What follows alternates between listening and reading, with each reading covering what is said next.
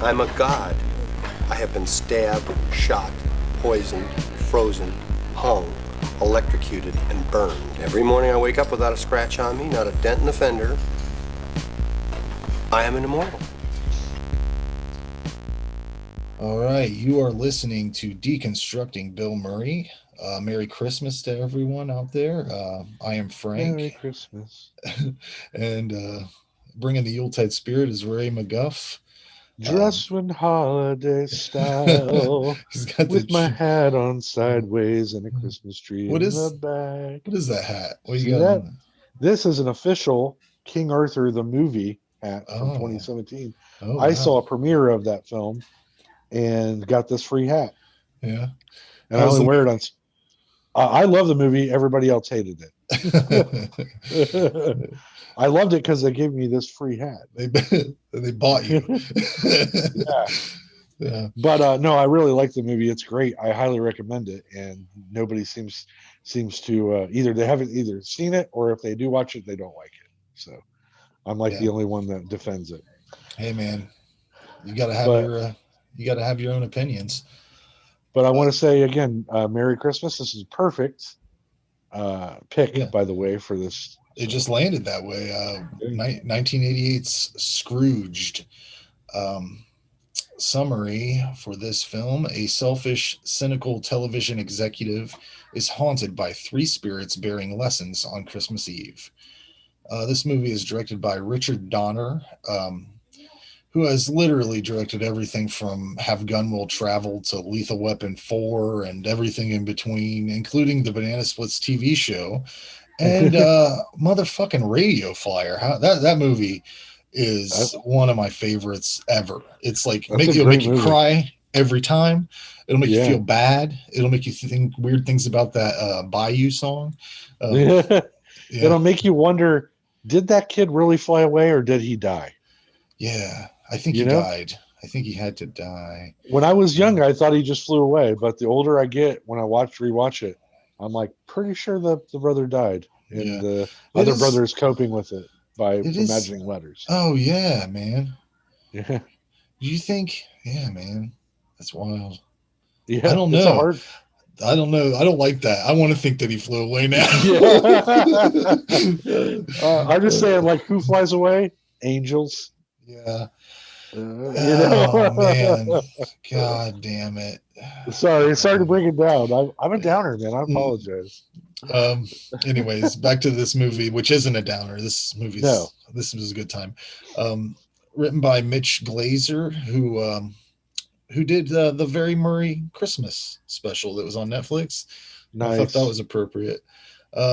And also written by the notorious asshole slash infamous SNL writer Michael O'Donoghue, which there's a lot of his style of humor in this. And of course, it's inspired by A Christmas Carol by Charles Dickens. Right. Um, Can I say one thing real quick? I was reading the reviews just as I was getting ready to pop the DVD in. I never realized how many critics hate this movie.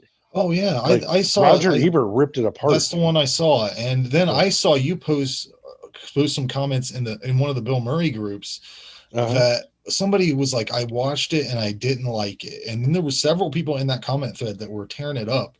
Um, I loved your comment. It was something like people with taste tend to think it's an enjoyable film or something like that.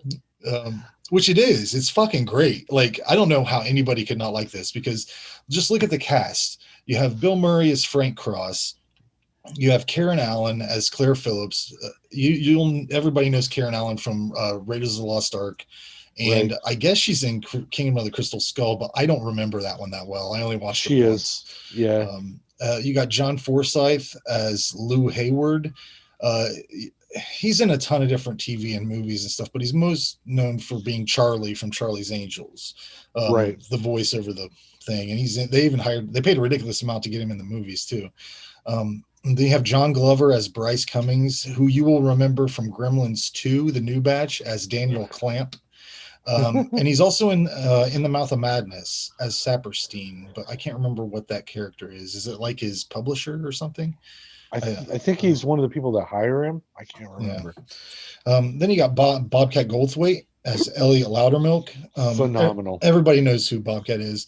This is one of the only early roles he had that he's not doing like a crazy voice, like the Bobcat voice. He's kind of himself in this a little bit. He kind of he does it a little bit, but it's toned down. Yeah. Then you have David Johansen as the Ghost of Christmas Past. You'll know him also as Buster Poindexter. He's the founder of the New York Dolls also, and a good friend of Bill Murray. I recommend seeing him in 1994's Car 54, Where Are You? I don't know if you've seen that movie. Amazing. Yeah. I always thought it was funny. But he plays, the Ghost of Christmas Past. He's like a taxi driver scumbag. Originally, Sam Kinison was slated for this role, but Johansson got it because of his friendship with Bill. I don't like Sam Kinison, so I'm glad that that he's not in it, because I understand why people like him, but it's too abrasive for me. That all the yelling, just calm down, dude. You're not even yelling about important shit. Sit down. That's all. Then you got Carol Kane as the Ghost of Christmas Present. She's amazing in this stuff. Yeah, she's I'm conflicted about her, but we'll get to that later on. Right. You'll know her as Lotka's love interest on Taxi. She's also in The Princess Bride, and she plays the grandma in Addams Family Values. Yeah. Other noted actors in this cast are Michael J. Pollard, who you may remember from House of a Thousand Corpses. He's also in American Gothic, and we watched something with him in it not too long ago, it seems like, but I can't remember what it was. Jamie Farr is in this as himself, Robert Goulet, Buddy Hackett, Lee Majors, and Brian Doyle Murray, among others. I think I have a few other notes later on, but and isn't Bill Murray's actual brother playing his brother? All the Bill Murray brothers are in this. Yeah. Even Jonathan Murray, who isn't in a lot of stuff but should be. Music by Danny Elfman. The cinematography. I always look at this nowadays because I've noticed how important it is. The guy who did the cinematography for this movie is Michael Chapman. And listen to this resume: Taxi Driver, 1978's Invasion of the Body Snatchers, Raging Bull, Dead Men Don't Wear Plaid, The Man with Two Brains, The Lost Boys, Ghostbusters II, Quick Change, Kindergarten Cop, Doc Hollywood, The Fugitive, Space Jam, Evolution. Look at his IMDb. It's crazy. And that's the guy that's, in some of those times he was the director of photography, and sometimes he was actually the cinematographer. So I bet he won some awards on some of those. Oh, I guarantee it. Yeah. He actually died this year, and I think it might have been COVID related, because it was within that time period, and it was congestive heart failure. So, and it was, it was in September, so it would have maybe been complicated by that, But anyways, a little bit of trivia for this movie. Filming began in December 1987, and with Christmas coming up, they filmed this until the spring. Christmas came up, and Richard Donner asked the production if they could have Christmas Day off, and Paramount Pictures executives did not want them to do that. They insisted on filming even on Christmas Day. So what Richard Donner did was he fired the whole cast and then rehired them on the December 26th. Oh, wow. So that shows a lot of character there. And it's weird that it happened. It's ironic that it happened on this movie. But evidently Bill Murray and Richard Donner didn't get along at all. You can find clips where Bill Murray's talking about, like, they ask him, did you guys butt heads ever? And he's like every day, all day long. So, I mean, I assume that has something to do with Bill Murray improvising literally everything that he does in this film. Right. And, he puts it out there. He puts a lot of energy into this performance. And he turned down lead roles in Rain Man, Big, and Cocktail to make this movie. So holy shit. That's crazy. And I'd like to see those versions of those films with Bill Murray in them. Now, in Big, or did you say Rain Man? Rain Man was one of them, right? And Rain Man, was he playing Tom Cruise's role, or? It's got to be Dustin Hoffman, right? Right? Who's the lead role in Rain Man? That's Ty, really. Yeah, I don't know. I love the way they open this movie with the ads for the Lee Majors, The Night the Reindeer Died, and the Bob Goulet Old Fashioned Cajun Christmas, where he's rowing in that boat. Father that Loves Beaver. that I just, alligator that's coming up on yeah, Bob Goulet like this, and yeah. he keeps looking down like. I mean, that shit's hilarious. And I'll be honest, since they did all the work to set those things up, they should have made all of them. Because Right. I even the Scrooge that they're working on through this whole movie, I want to watch I that. I I do want to watch too. all of this shit. Especially the Bob Goulet Old Fashioned Cajun Christmas. I want that. That is something that Yeah. if it came out on DVD as like a full length feature, I would fucking buy it. But um, Bill Murray is so great in this movie. The fact that he improvised all of his lines is especially impressive in this film because he's killing it in the whole damned movie. And anybody who doesn't like this, I don't get it because they took the time, they took the original script and they punched it up a lot. It's scene Mhm. after scene after scene of perfectly constructed comedy pieces, dialogue, like the opening scene where they're in the boardroom and Bill pitches his edgy Scrooge trailer with the drugs and the like Yeah. the violence and stuff. Um, that whole scene, that fun bit with Bobcat, moves directly into a scene where he's deciding who's going to get a bath towel and who's going to get a VHS player, as he calls it, Uh-huh. which I remember them always being called VCRs, but whatever. It's fun. Ye- Uh, yeah, and then the scene that follows that up is when Robert Mitchum comes in and he's pushing for new focus on programming for dogs and cats, and that back and forth is genius. It is so good, and that's all within Right. the first 13 minutes of this fucking movie. Because he goes, well, don't think that I'm suggesting just only programming for dogs and cats. And Bill Murray's like, oh yeah, that'd be crazy. And then he's like, have you ever heard of a dormouse? And he's like, yeah, he's like, that would be a great idea. Door mice. Oh Yeah, yes, even better. even better too. But yeah, you get to meet Frank's brother in this film, who's actually played by Bill's real brother, John Murray. Um, I wish he would have done more acting because he's great. I think he's he, fantastic. he's got that something, man. That could you. He reminds me of like like a that '80s kind of leading man. Like he could have been in a romantic Yeah. comedy. They You know. tried to put him in a lead in 1985. There's a movie called Moving Violations with him and Jennifer Tilly and James Keach, who we talked about on the last episode. Uh Um, and it's like, I think the description was something about a DMV class goes against their police officer overlords or whatever, like one of those kind of movies. But he's that lead actor in that movie, and I gotta watch that. I just have to. I mean, Yeah.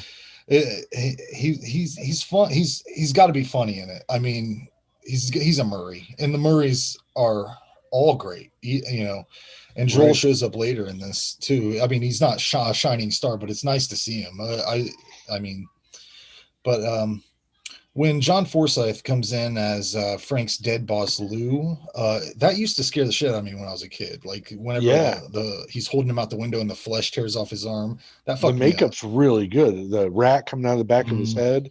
yeah, The eyes, the no eyes. and when Bill shoots him and he's like bang bang bang, Yeah. He's I like, mean, hey, I don't care if you shoot me, but be careful of the Bacardi. yeah, this shit's great. That I mean, like I said, it's just scene after scene of great stuff. So if you don't like this, I'll never understand it. Yeah. Um, another thing I don't understand is why Karen Allen calls Bill Murray's character Lumpy. I want some of that backstory. I need that. They Well, go back in she hits time. him in the head with the Oh, door, is that why? and she's like, "That's going to leave a lump." Oh, I must have missed that. Yeah, Oh shit. I've watched it about a million times, so I've got it like memorized. But Yeah. yeah, I watched it again earlier today too because I saw you were too. Yeah. But yeah, that's what she says. She hits him with the door, and he goes, I "Oh missed my that. god."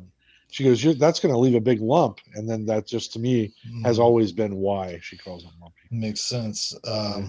Generally, I was like, that's kind of a bad choice. I wouldn't have give him a nickname like that, but it does kind of pay off a little bit when that stagehand brings he calls him Lumpy. Hey, Lumpy, Yeah, and, yeah. and he's Lumpy, I like, can't get these antlers on this mouse. he's like, I tried to use super glue, but it didn't work. That would work. You could totally super glue.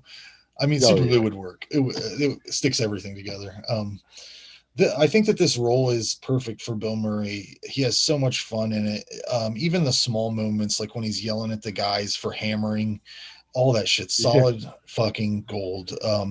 What about when he fires Bobcat? Yeah, that's good Like too. that to me always made me laugh really hard as he's watching him go out the Yeah, door, from that's above. during the towel VHS scene.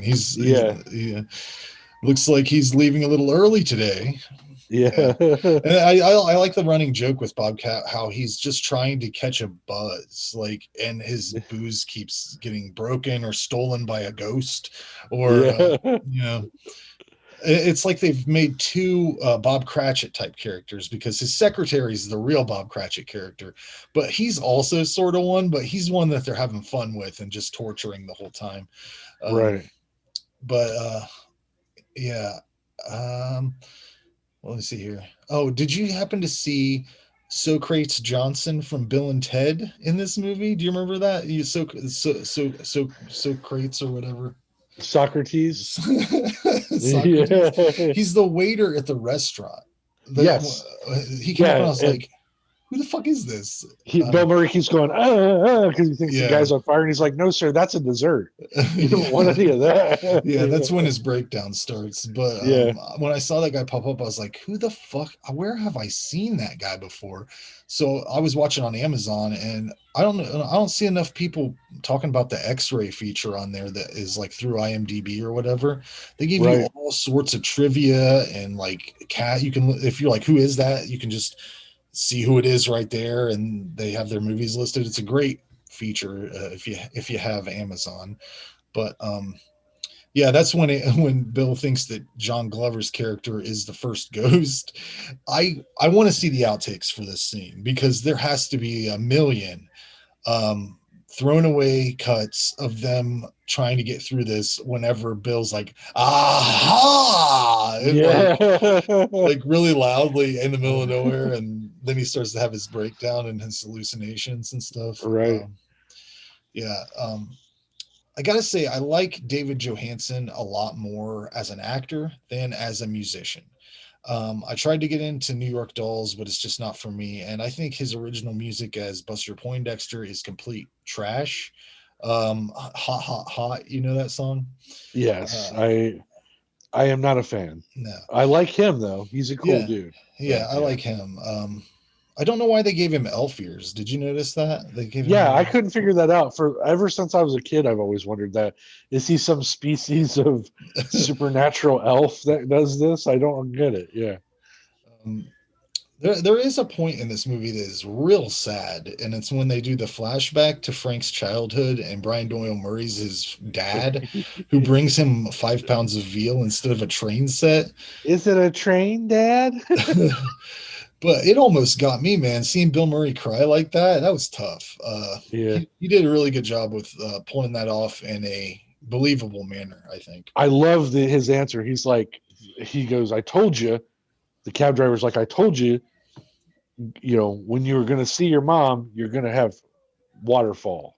And he's like, "I'm crying because it's such a lovely gift. That and what today's market would be like a $40 worth of milk fed veal." Yeah. It's a beautiful gift. Yeah. I love all the flashbacks. The next one they go to is Frank's old office party, where you get to see another face that I recognized. Is the girl who's photoshopping her ass, or not Yeah. photoshopping it? She's photocopying her ass. I was like, "Where the fuck's she from?"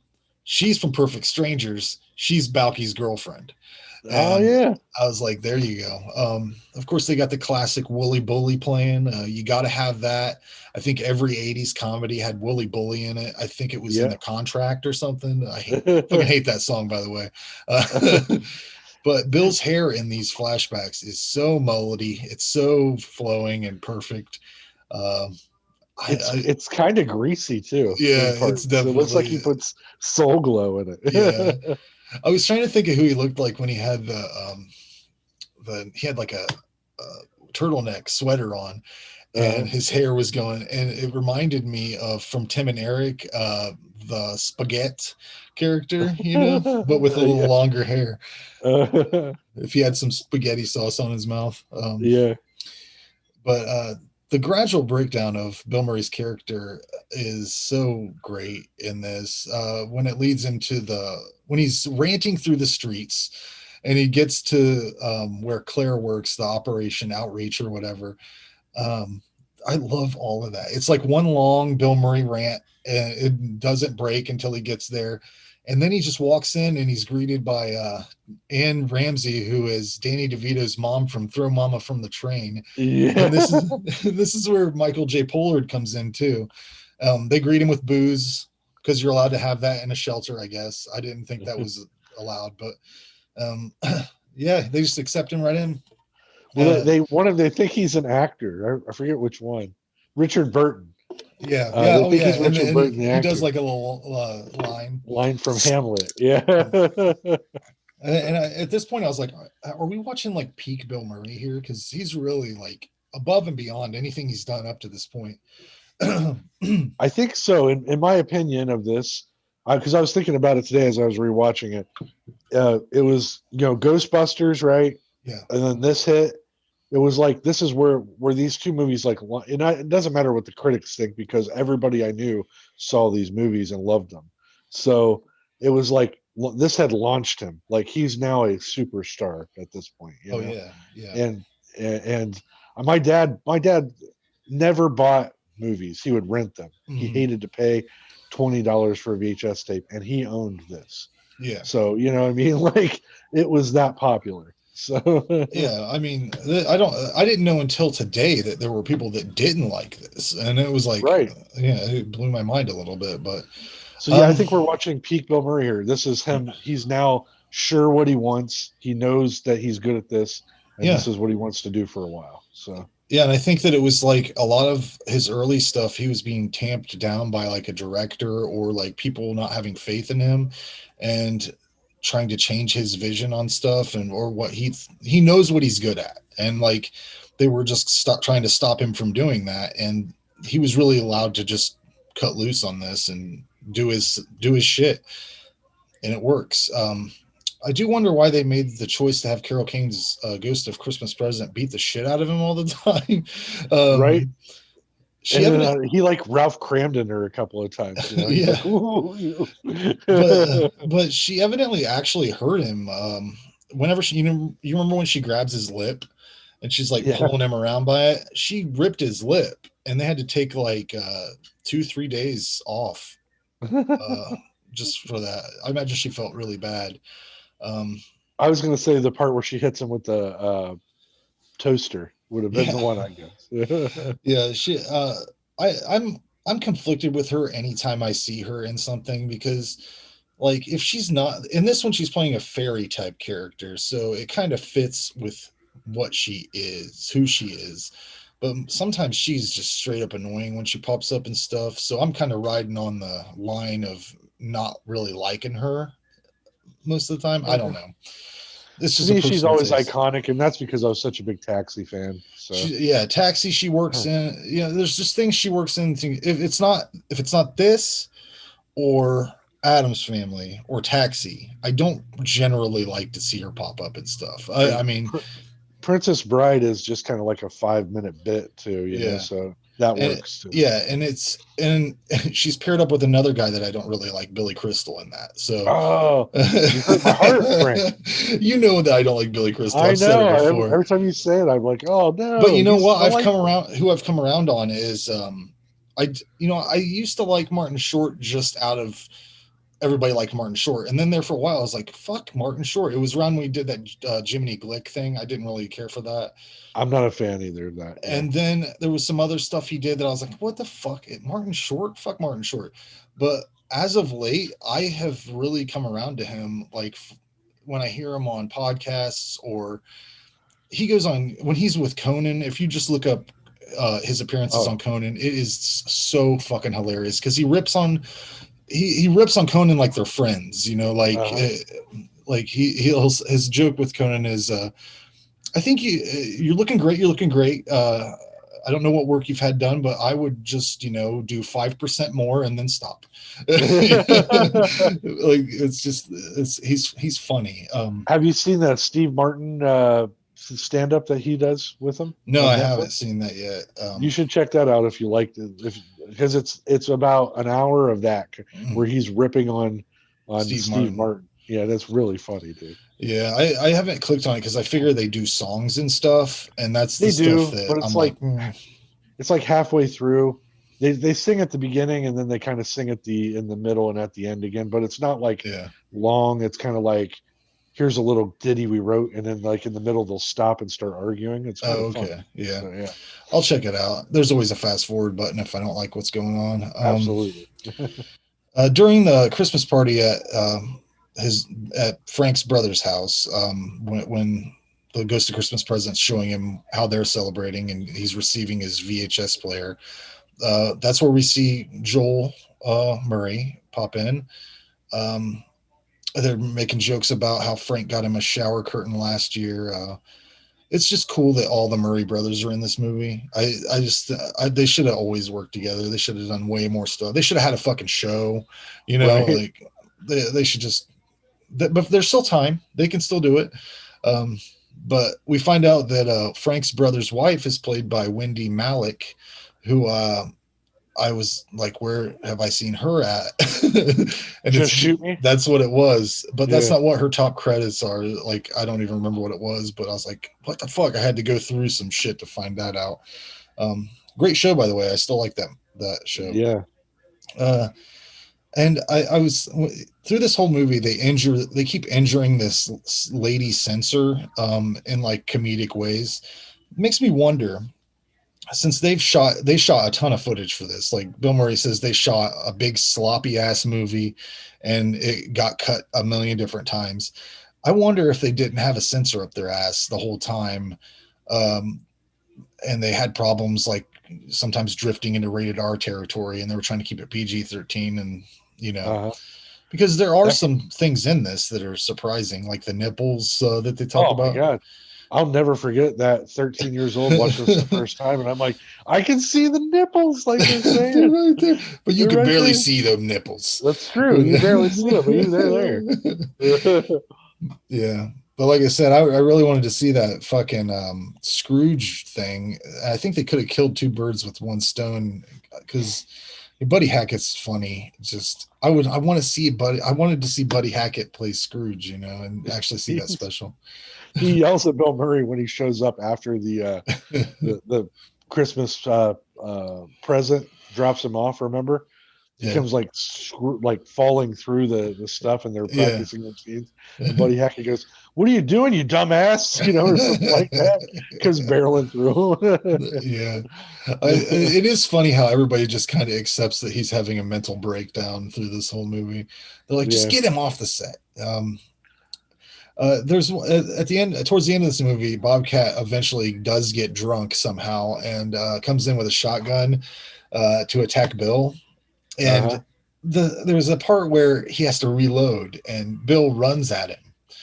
And I'm like, why didn't he attack him? Like, he just runs and lets him reload again. I was like, dude, that's when you take that shotgun and hit him with it or something, you know? Well, that's even what he thought. Like, he's standing there with it wide open, and he's running at him. He goes, you know, and he like runs around him. I think the Ghost of Christmas Future is so fucking awesome in this. He's like oh man, yeah. The way his face is like a TV screen, and it like shows, you know, different things, and his robe is full of horrors. Really well done physical effects there too. Like, whoever did that. The one thing I didn't understand is they show in this segment, they show Frank's funeral, and they show a casket getting pushed into a crematory oven. Right. And I'm like, they don't do that. They don't fucking waste the money on a casket and a bronze nameplate to just shove it in an oven and burn it all up. I think they could have done that a little differently, but it is what it is. It's still an affecting scene though, because it Yeah, even when I was a little kid, it used to give me like, I felt a knot in my stomach because it was so sad and messed up that he's watching right. these people that are left. Like there's like three of them. We even get a glimpse of what his love interest would be doing, and she's Mm, uh, just disgusting looking. mm. Her teeth's all fucked up from drinking coffee and shit. She's just like Ale and yelling at shit. street urchins because she's rich now. Yeah, And you were right, Lumpy. yeah. I don't give a shit about people. The it's at this point where I really felt a lot of Tim. Did I say who did I say? Who did I say? Seemed Tim Burton-y. And Oh, I Richard wondered. Donner directed. I want. No, I was thinking Danny Elfman Oh, because it seemed really Tim Burton-y with the music and then the funeral thing and like just the way it was put together. It seemed really Tim Burton-y at that moment towards yeah. the end. And then he's like, no, no, no. He's burning up, and Yeah. yeah, it messes with you for a minute. One thing I forgot to mention was there's a second Bill and Ted crossover. The guy that plays Mailman Mike on the Frisbee the dog flashback when they're showing that kids show, Oh, I he, forgot about that. he Yeah, plays one of the cops in Bill and Ted's Bogus Journey that I think Bill possesses him. You remember that where they possess the bodies of Ted's dad and the yeah. other cop? He's the other cop.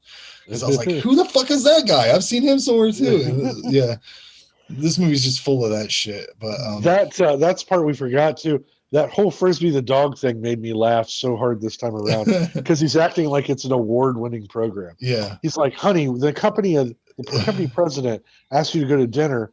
I'm trying to get this show to be legitimate, man. I'm And I'm working like, "You're hard. playing a giant dog." Yeah. Um, um, yeah, I think that the end of this movie a little drawn out. Bill has this really long like monologue type thing at the end, which I bet he was exhausted by the time they were done shooting that because it's very Yeah. long. He puts all of his energy into it. I don't think I've put that much energy into anything in my entire life. Like passionate. That was passion right there to get that scene it, wrapped. it always struck me as something, and I'm glad that you said that he ad-libbed, that he just thought up. Yeah. Like it felt like he was just addressing the people Mm. that he worked with. It reminded me sort of his monologue in Meatballs that's very long. Yeah. That just seems like shit he came up with off the top of his head. But But it's um, really great. It's a very some people might say cheesy, but for a Christmas movie, it's right on. yeah, It's a it's a plea for us all to stop what we're fucking doing every day for a minute and appreciate what you have. And right.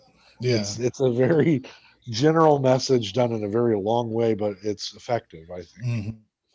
Hmm. And it did seem like it would have been like there was a performative element to it that I think they were trying to push through to make it seem like something that would have happened on live TV. Because if Right. you had the attention of a live audience like that and you were in this mode of gratefulness, you may just ramble on forever or whatever. Right. There was one thing I wondered at the end. It all wraps up in a nice little sweet package, and you get to see because Bill finds the homeless man Herman frozen in the sewer towards the end of his last ghost encounter, Right. um, and finds him frozen, and then it all wraps up at the end. You see Herman as an angel, and I wonder if he ever explained to Claire that Herman was dead and frozen in some sewer in the city. Because Right. doesn't he like go through a magic door and ends up on the set somehow? Like, Yeah. Yeah. but Herman's definitely dead. Dead. We see him with everybody at the end. So He's got icicles hanging from his fucking yeah, nose. And um, yeah, he is dead. um, I think that this may be the best Christmas movie ever. It's definitely one of the best Bill Murray movies. I think it gets a 10 out of 10, no matter how I feel about Carol Kane. Um, yeah. Do you have any other thoughts? I rated it a 10 out of 10. This is one for the last, I don't know, decade, and before that I'd watch it sporadically, but since I've been an adult on my own, I throw this movie, Vegas or Christmas Vacation, Mhm. and Home Alone in every year and watch them at least, Yeah. just as a, hey, it's almost Christmas Eve kind of thing to get in the mood. This movie, I love it. And if I, like I said, it fires on all cylinders. Every single joke works. I haven't watched it since last year. I watched it tonight, and it still made me laugh. Here we are. I've seen it 25 times probably by Yeah, now. So. it's just thoroughly enjoyable through the whole thing. I mean, it is. I don't even know if you could say that it's really dated too much. No, it feels very Yeah, because everything's still obsessed with networks, TV, money, yeah. power, everything. That's still the dynamic right now. I mean, the Only thing only is technology, yeah, really. the VCRs. But if they hadn't had the VCRs in there, it would have worked. It's almost timeless. I think. If they Um, ever did a reboot of this, I'd like to see Bill Murray play the boss that died. oh You yeah, know, yeah, you know, yeah. I mean, I don't to remake this. That'd be real hard to do. I think it's just yeah, such a specific, perfect movie. Really, I mean, yeah. this is It's one where of those special '80s movies, yeah. like that you look back on and you're like, yeah, that was a milestone of the movie Mm. right there. So, And this is right when Bill's hitting his stride because up on the next deconstructing Bill Murray, Ghostbusters II from 1989, yes. which also has received a lot of negative reviews. I never understood that. Even when I was a kid, I remember there were people that were like, it wasn't as good Mhm. as the first one. And I'm like, how? It's like almost exactly the same. It's got a different villain and 1,000 jokes a minute. It's a I little don't. more lighthearted, I think, and that makes it more Yeah, enjoyable for me. But even recently, I've had people tell me, go back and watch it because it's not as good as you think it is. And I'm like, yeah, I it did is. just watch it. Like, I watch it all the time. It's the only one I own. I used to have the first one on VHS. That tape wore out. I don't have a VCR anymore. I still have this one on Right. DVD. Um, Yeah, I don't get the hate for it. Somebody was like, well, it's the reason that they never did a third one until they're going to. They've got one now in the mm. can. I mean, they did that one that nobody wants to talk about, but you know, but they did a real sequel to this franchise that's going to come out after the pandemic. But I don't think that's why. I think that all of those guys were tired of doing it at that point. They've Oh all yeah. at this point after this movie, after two, Hmm. Ghostbusters 2, they all go on to become the biggest superstars in comedy. Hmm. I'm talking Yeah. Harold Ramis goes on to direct so many great empires. films, and Yeah. Bill Murray does his own thing. Dan Dan Aykroyd, Aykroyd. they Yeah. all do I their mean, own shit. So yeah, why would you want to? I mean, why would you want to keep doing the same thing over and over again if you have all these other opportunities? right. But yeah, let's talk a little bit about the all female one I still haven't watched it, Oh, but wow. Yeah. the funniest thing about it is was it Leslie Jones who was like, people just can't handle a all female movie or whatever, and Oh, like yeah. the whatever, and it's like, no, you just made a bad one, I think, and that's Yeah. why, because there were a lot of asshole like misogynist guys that were against an all female cast, but a lot of I, people I know gave it a shot and didn't like it. So I was rooting for it because I love the idea of it. And I'm like, hey, if it's funny, they could do a whole franchise. I'll be right there with them. I don't care if that they're mm, ladies or not. It just yeah. has to be funny. And what it was to me is somebody that took the idea of Ghostbusters Hmm. and didn't really care for it at all and made a parody of it with women. That's what I got out of it. Right. It was like them pointing out all the stuff that was silly about the originals and Hmm. then trying to pigeonhole their own humor into it. And then at the end of the day, not succeeding, and at whatever their Yeah. point was. And I So, mean, with yeah, all these remakes and sequels that are far, from the original source material, uh, timeline wise, they hit and they miss. Some of them are great, some of them are terrible. So right. and I'm not going to be one of those people that gets all uptight about shit. Like give it a shot. They just tried to Yeah. remake The Stand. You say it's not as good Well, as. Yeah, Uh, I'm jumping the gun a little, but I'm a huge fan of that story. Okay, mhm. I've seen the original miniseries many a times, and so far I don't. Only one episode is out, so I can't. That's what I'm trying to tell people. Like, I'm not going to rush to judgment, but so far I don't like the direction they're doing it. They're doing it Mhm. in a weird way that doesn't need. It's a linear story, and they're Right. doing like time jumps, and it's Mhm. confusing. I know the story inside now. I've read the book twice and I've seen the miniseries 100 times. If somebody new came into this, they wouldn't know what the fuck was going on. You Right. know? Yeah, but if they don't remake stuff, I thought about this. If they don't remake stuff, it doesn't give people a reason to seek out the old stuff. Like things Right. will just die on the side of the road. Like if they never remade The Thing in the '80s and then did that prequel, I don't think a lot of people would have looked back at the original Thing movie, Yeah. you know, and or even if they hadn't made that prequel, they would probably a lot of people wouldn't have seen the '80s Thing. So Exactly right. you Yeah. know, So it leads you back. I think it's a good thing and can be a bad thing too. yeah, You know? it's like more. I look at it more like it's a bookmark. Like you can Yeah. put this bookmark in this media, in this story, so that people will be like, "Oh, this was here," and like look back at the original. Like it's like anytime I hear something that I don't know and I look it up on Wikipedia, and then it leads me on a rabbit hole. That's what remakes are, and Right. you know, the Ghostbusters are going to be the same thing until they find that, like when Christopher Nolan did the Batman movies. That was the revitalization of that franchise, Right. and it'll come in like then there's bad and good of everything, but it's still in the zeitgeist. So as long as it keeps things moving and keeps those stories alive, you know, there's always a Right. chance to make a good one. So And I yeah, know on my end, I would have never watched the original thing, or the thing from another planet, yeah, if I hadn't have seen the 80s one. And it came with, when I bought the Blu-ray, it came in the Blu-ray. right. So I was like, oh, I've never seen it. And I liked it. Like the 50s Hmm. one's actually really good. It's really different, but it's interesting. And the same thing with The Fly. Like if they hadn't made The Yeah, Fly with Jeff Goldblum, a lot of people wouldn't have checked out the original one, or even newer stuff like Texas Chainsaw Massacre. If they hadn't made the reboot in 2003 or whatever it was, right. a lot of people might not have went back and checked out the original '70s film. So Exactly. And same it's with Evil Dead too. I know a lot of people that had never seen the first two Evil Dead movies. They've maybe seen Army of Darkness, but and then that remake came out, and then they were going back and going, let me check this out. So yeah, it just always yeah, you can even say it about like He Is Legend, that Will Smith movie. yeah. Go back and look at the source material on that. There's a couple. I think there's a couple versions of that story that were made. There's Omega Man and The Last Man on Earth.